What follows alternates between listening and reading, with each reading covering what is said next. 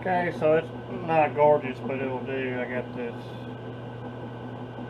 all weld built up and turned back down spot there that didn't quite clean up, but it's not going to interfere with anything, and it's going to be 20 feet in the air, so nobody will ever know. That's the next thing I need to do is get a good true bore in here so I can start cutting the thread. Plus, I decided to go ahead and weld up this pocket they had on the back side, and I'm sure I've got the hole decreased in size, so I'm going to have to punch that back out anyway. So, see if I can get this bar through here. Right on the limit of my bore size for this bar, it looks like, but it's my favorite bar, so I'm going to try and use it anyway. So, let's see if we can get it through there.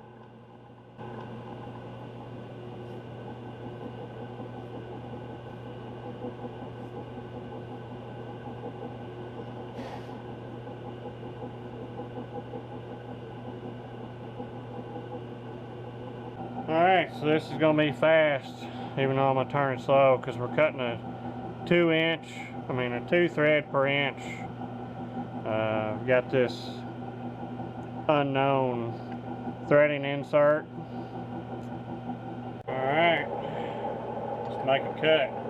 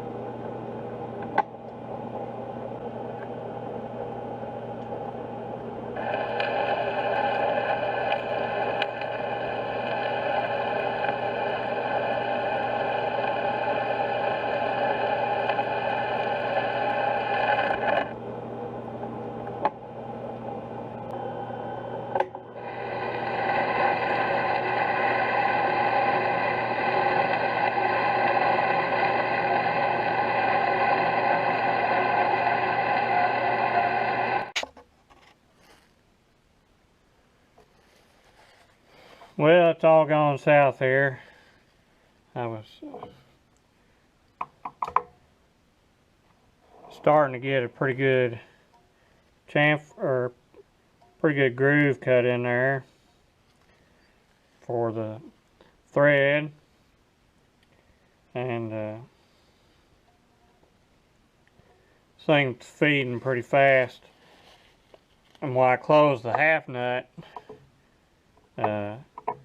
it got on top of the screw instead of going down in it. In other words, I was a little bit too late. But it's enough that it'll still drag the carriage. So pulled the tool into it, and it's because I don't have enough length to stick out, but just barely, you know, my cutter's just barely sticking through. So when it moved, I knew it was going to hit the back of the wheel because it wasn't engaged right. So I undid the half nut, and then when it came around outside of the thread, it busted the insert. So wiped out the insert. That was the only Acme threaded insert that I had. So that's pretty well hosed this deal. I looked online, and the inserts for this, they sell them in packs of 5 for like $35 a piece. So I don't think that's going to be the solution to this. I'm not going to give, you know, I don't need $150 worth of inserts laying around here to do this one job. It's almost done. I could probably get by with it like it is, but it's really not quite suiting me yet anyway. I'd like to have that groove a little bit wider. So I guess I'm going to have to try and make a high-speed bit and see if I can do it with an old bar.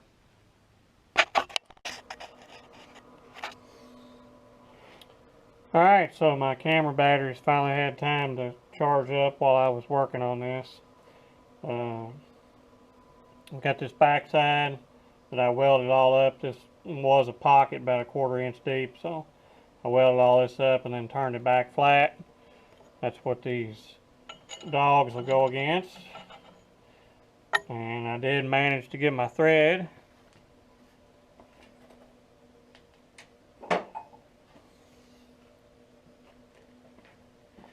Using my high-speed steel ground bit. This is not really any thread form. Similar to Acme, but probably not really. It's probably straighter sided than an Acme. I want a fairly straight side thread because of the way that this pushes.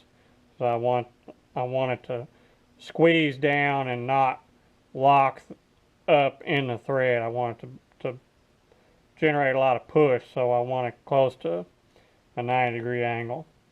And what I'll do is I'll use this same bit that I used to cut this to cut the matching thread in the shaft. So it'll be its own unique little thread there. Someday, if anybody ever has to figure it out, they'll be hosed, but I doubt that'll ever happen. So I think it should be good for a couple of lifetimes. Alright, so I'll get this out of here and get the shaft in and see about getting the thread cut on it.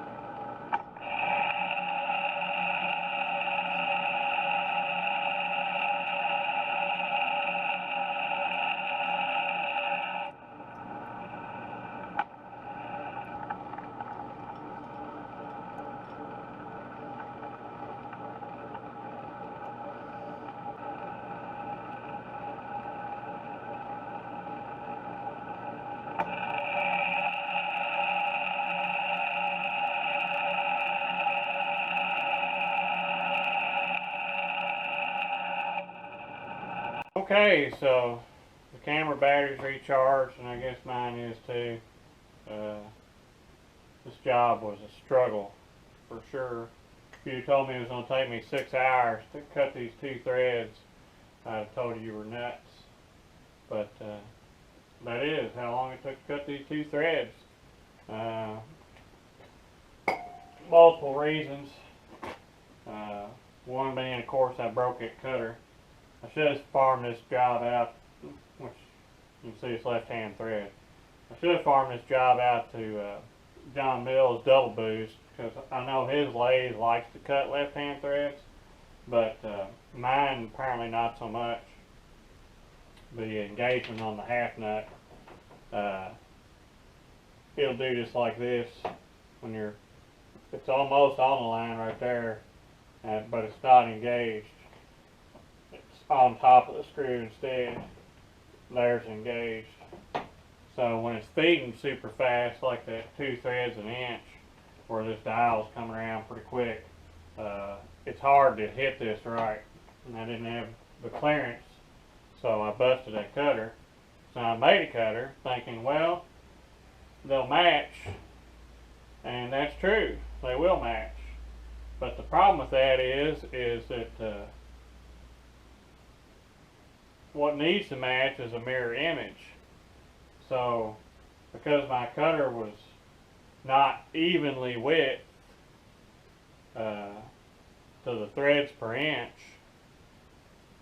what I managed to was when I went to put this together, I couldn't get it together. And I couldn't figure out why I couldn't get it together.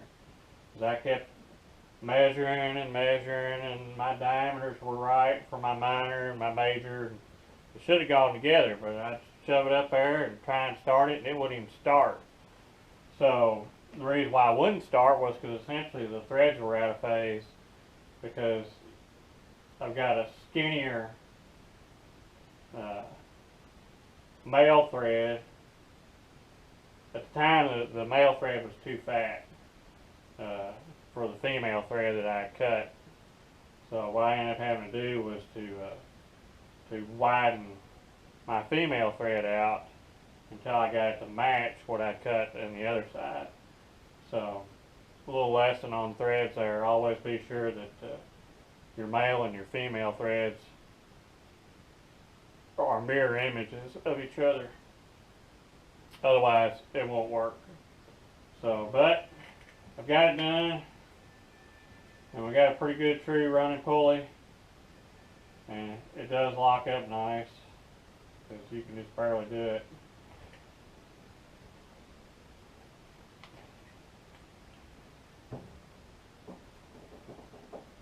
Now it rolls the whole machine over.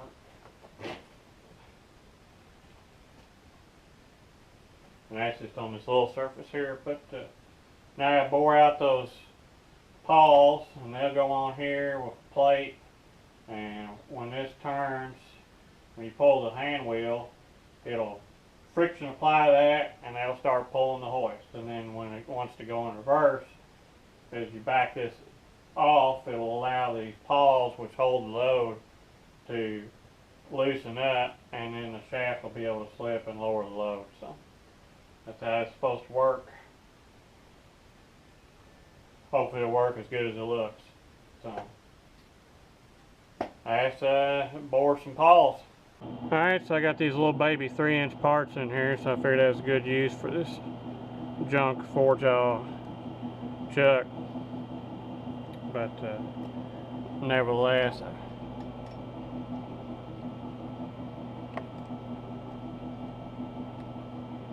I think you can see that. So, got like half thou, plenty good. So, let's whittle this dude out.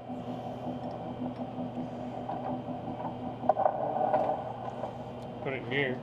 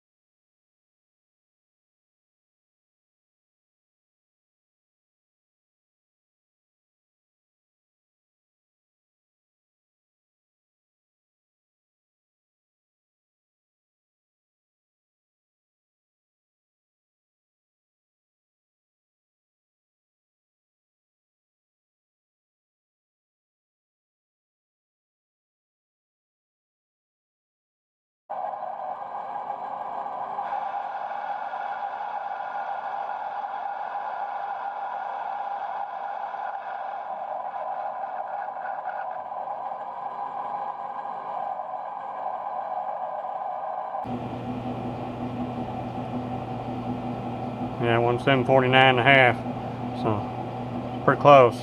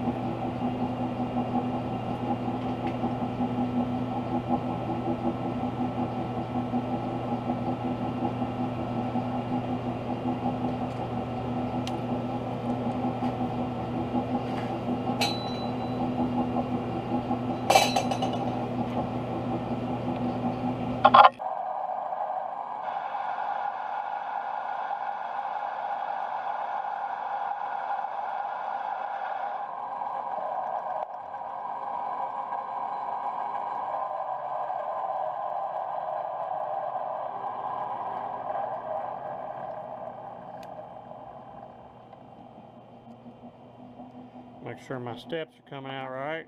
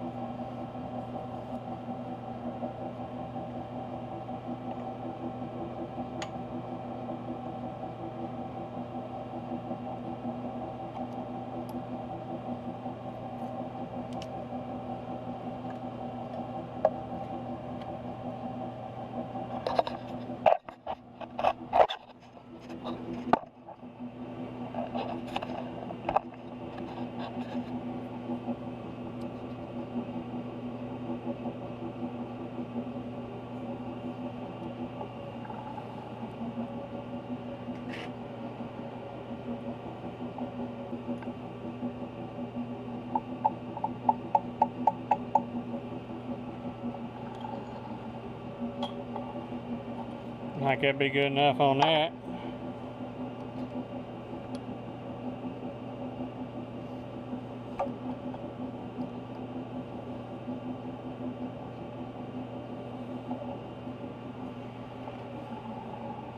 Whee! Right good on this one.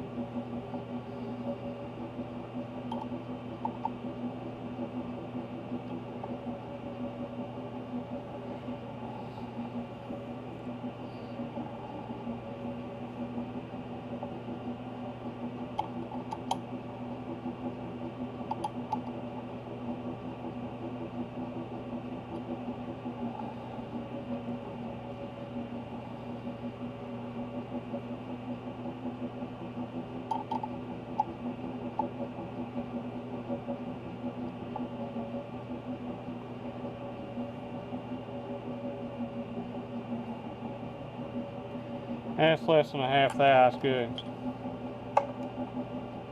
So just rinse and repeat. I'm going to take this little 1.5 inch bit, run it through here, get a hole opened up for the boring bar.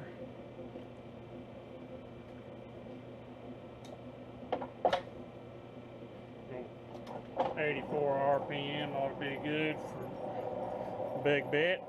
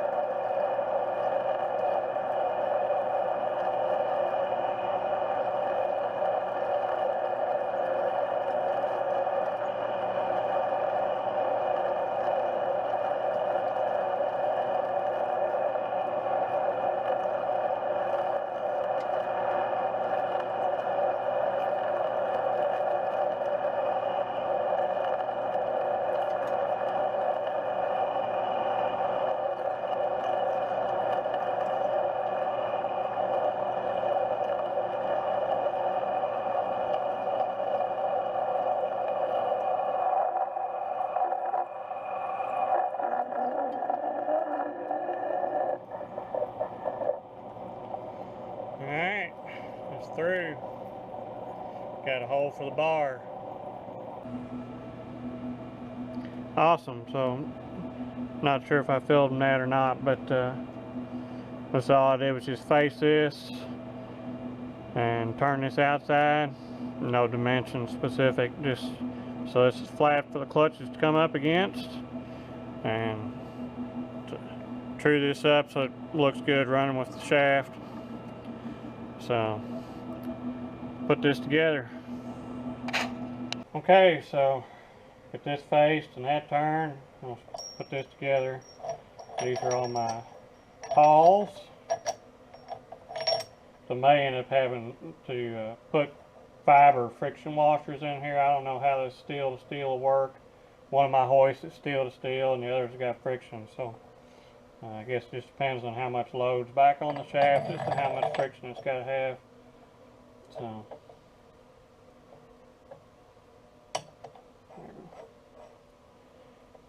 this spacer washer, be sure that I get a clamp, can't run out of thread. Plus I can, if I need to do whatever dimensionally here to account for fiber washers, if I put them in there, I'm still good. So.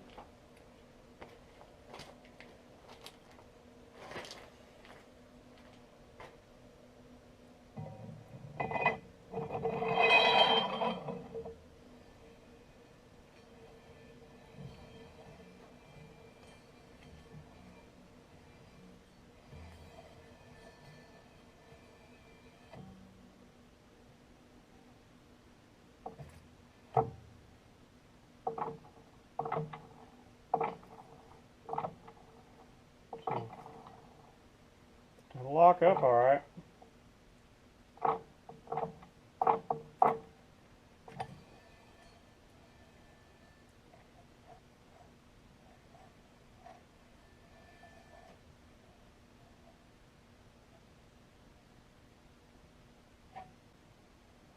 Yeah, as long as I can keep enough friction on it to not just release and drop the load, it'd be good to go. Of course, uh, if you're holding on to the chain and this tries to turn off on you backwards, it's just going to relock. So it's kind of self-energizing as long as you hold on to the chain. You just tighten it back up. But this thing's only got to hold 50 foot-pounds. It probably takes that to turn this lathe over, and with it in gear, it rolls pretty stiff. So.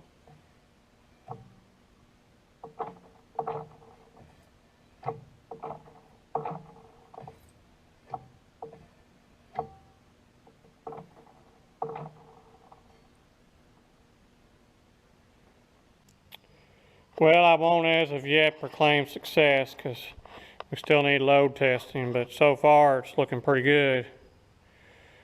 It's the wrong chain, doesn't fit right.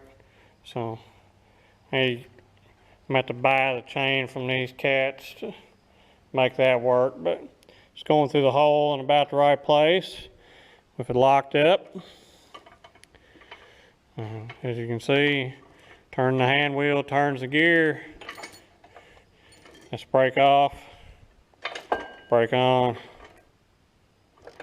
load off, load on. So now you get a locking collar to put on here. So when you back this off, it'll hit against it, and then it has to positively roll off in case the weight's not enough to make the drum go down on its own.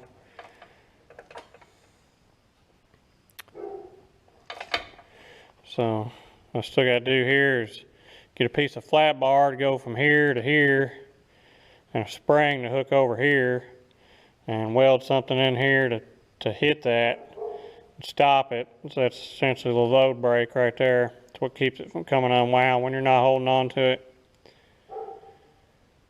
And I got to come up with a bracket for this side. So if anybody's got a cast iron split pillow block like this here, I'd say it's exactly like that. It's 3-inch center, 1.5 inch shaft.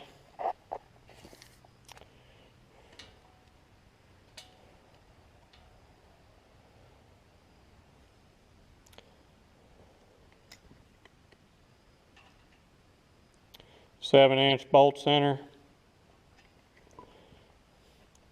So 7-inch bolt center and 3-inch center line. Wouldn't really matter about the inside, I could bore it out. So if anybody's got one or knows where I could find one, that'd be good. It'd save me having to build something from scratch. But if I have to build it from scratch, that's just what I'll have to do.